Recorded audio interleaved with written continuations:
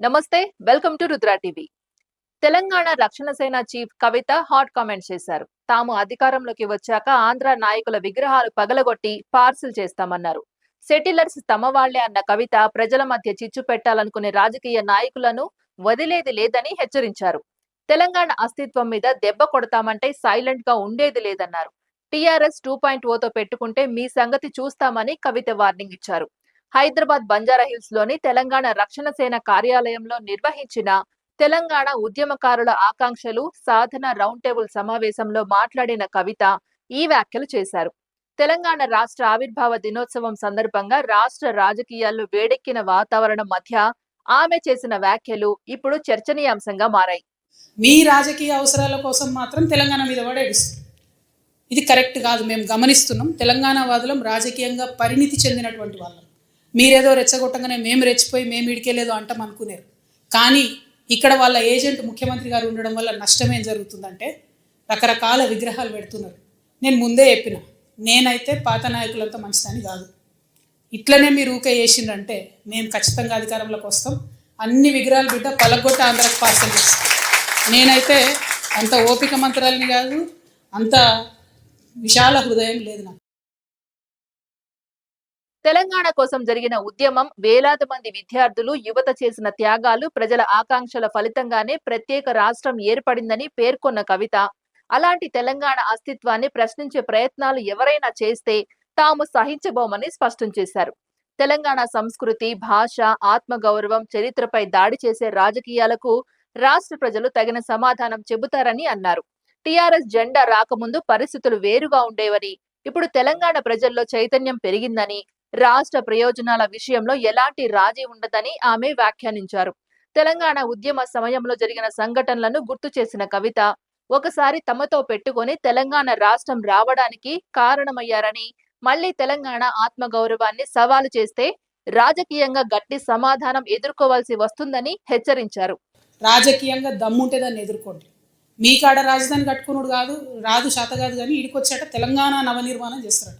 మా పని మేము చేసుకుంటాం, మా నిర్మాణం మేము చేసుకుంటాం, మా కథలు మేము పడతాం.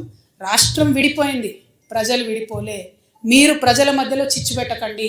చిచ్చు పెడితే మాట్లాడేటోళ్ళు లేరు, ఊరుకుంటోళ్ళు లేరు అనుకుంటారేమో. ఇగో ఈ జెండా రాకముందు లెక్క వేరే, ఇప్పుడు లెక్క వేరే. టీఆర్ఎస్ 2.0 ఇక్కడ, టీఆర్ఎస్ 2.0 ఇక్కడ పెట్టుకుంటే మాత్రం మంచిగా ఉండదు. ఇది వరకు ఒకసారి పెట్టుకున్నారు, రాష్ట్రం వచ్చింది. ఈసారి మూతి పనులు రాలిపడతాయి. కాబట్టి మీరు మా ప్రజల్ని తక్కువ చేసి మాట్లాడడం, మా మేధావుల మీద చేయాలనుకోవడం, లేనిపోని సాంస్కృతిక పెత్తనం మా మీద రుద్దాలనుకోవడం, మీకు అక్కడ రాజధాని కట్టుకోవడం చేతగాక మీ పొలిటికల్ పంచాయతీలను తీసుకొచ్చి మా మీద రుద్దడం. ముందు మీ రాజధాని కట్టుకోండి, మా జిహెచ్ఎంసీ ఎన్నికలలో పోటీ చేసే విషయం మీరు మళ్ళీ ఆలోచిద్దాం. ఈ సందర్భంగా జనసేన అధినేత, ఆంధ్రప్రదేశ్ ఉప ముఖ్యమంత్రి పవన్ కళ్యాణ్ పై కూడా ఆమె తీవ్ర విమర్శలు గుప్పించారు. ఆంధ్రప్రదేశ్ లో ప్రజలు ఎదుర్కొంటున్న సమస్యలను పరిష్కరించకుండా తెలంగాణలో సభలు నిర్వహించడం వెనుక రాజకీయ ఉద్దేశాలు ఉన్నాయని ఆరోపించారు.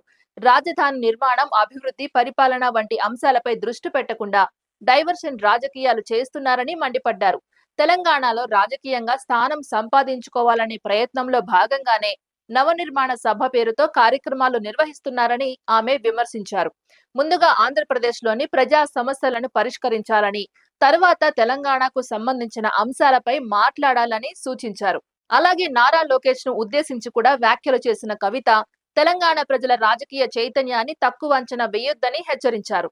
తెలంగాణ ఏ పార్టీకి సామ్రాజ్యం కాదని, ఇక్కడి ప్రజలే తుది నిర్ణయం తీసుకుంటారని పేర్కొన్నారు. గతంలో తెలంగాణలో పలు ఆంధ్ర ఆధారిత రాజకీయ పార్టీలు ప్రజల మద్దతు కోల్పోయాయని, అందుకే తమ కార్యకలాపాలను తగ్గించుకున్న విషయాన్ని గుర్తుంచుకోవాలని అన్నారు.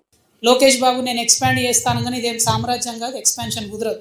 దాన్ని వెనుకున్న విషయాన్ని అర్థం చేసుకోవాలి. వాళ్ళు అక్కడ లోకల్ పంచాయతీ ఉండి తెలంగాణకు వస్తాం, ఇక్కడికి వస్తాం అంటారు.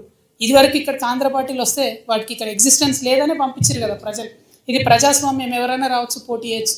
కానీ ప్రజలు ఓట్లేరన్న విషయం తెలిసింది కాబట్టే ఇక్కడ దుకాణాలు బంద్ పెట్టుకొని అక్కడ పోయిండ్రు. ఇవాళ రాజకీయాల కోసం మాట్లాడుతున్నారు. కాబట్టి ఆ విషయాన్ని మనం ఖండిస్తూనే మన రాష్ట్రంలో మన ప్రభుత్వం నుంచి రావాల్సినటువంటి అంశాల మీద, ఆకాంక్షల మీద అందరం కూడా మాట్లాడాలని చెప్పి మళ్ళొకసారి కోరుకుంటూ, మరోవైపు పవన్ కళ్యాణ్ హైదరాబాద్ లో నిర్వహించ తలపెట్టిన తెలంగాణ నవనిర్మాణ సభపై ఇప్పటికే అధికార, విపక్ష పార్టీల నుంచి అభ్యంతరాలు వ్యక్తమవుతున్నాయి. తెలంగాణ ఆవిర్భావ దినోత్సవ వేడుకల సమయంలో ఇటువంటి సభల అవసరం ఏమిటని పలువురు ప్రశ్నిస్తున్నారు. తెలంగాణ రాష్ట్ర అభివృద్ధి, సంక్షేమం, రాజకీయ భవిష్యత్తు గురించి మాట్లాడే హక్కు తెలంగాణ ప్రజలకు, ఇక్కడి రాజకీయ శక్తులకే ఉందని కొందరు నేతలు అభిప్రాయపడుతున్నారు. మరోవైపు జనసేన శ్రేణులు మాత్రం తెలంగాణలో కూడా తమ పార్టీకి ఆదరణ ఉందని, ప్రజా సమస్యలపై మాట్లాడే హక్కు ప్రతి రాజకీయ పార్టీకి ఉందని వాదిస్తున్నాయి.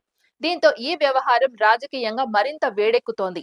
తెలంగాణ రాష్ట్ర ఆవిర్భావ దినోత్సవం సందర్భంగా ప్రారంభమైన ఈ రాజకీయ వివాదం రాబోయే రోజుల్లో మరింత ముదిరే అవకాశాలు కనిపిస్తున్నాయి. ఒకవైపు తెలంగాణ అస్తిత్వం, స్వాభిమానాన్ని కాపాడాలని తెలంగాణవాద శక్తులు చెబుతుండగా, మరోవైపు ప్రజాస్వామ్యంలో ఎక్కడైనా రాజకీయ కార్యక్రమాలు నిర్వహించే హక్కు ఉందని జనసేన వర్గాలు పేర్కొంటున్నాయి. దీంతో పవన్ కళ్యాణ్ సభ చుట్టూ నెలకొన్న వివాదం ఇప్పుడు తెలంగాణ రాజకీయాల్లో హాట్ టాపిక్ గా మారింది. కవిత చేసిన ఘాటు వ్యాఖ్యలు, వాటిపై వస్తున్న ప్రతిస్పందనలు, జనసేన తదుపరి కార్యాచరణ ఎలా ఉండబోతోందన్న అంశాలు ఇప్పుడు రాజకీయ వర్గాల్లో తీవ్ర చర్చకు దారితీస్తున్నాయి. ఇది ఇవాల్టి అప్డేట్. మరో అప్డేట్ తో మళ్ళీ కలుద్దాం. అంతవరకు చూస్తూనే ఉండండి రుద్ర టీవీ.